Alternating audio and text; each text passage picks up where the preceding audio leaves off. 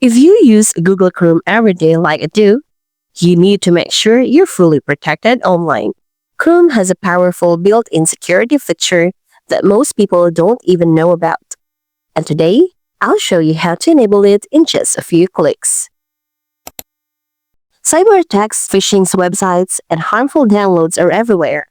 But with this setting, Chrome will give you a real-time protection, almost like having an extra layer of armor while browsing. So, let's get started. First, open Google Chrome on your computer. Now click on the three dots at the top right corner and go to Settings. On the left-hand menu, click Privacy and Security.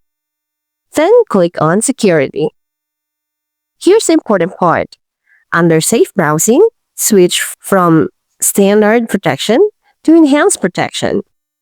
And that's it. Now Chrome will warn you faster about dangerous websites, password breaches, and harmful downloads.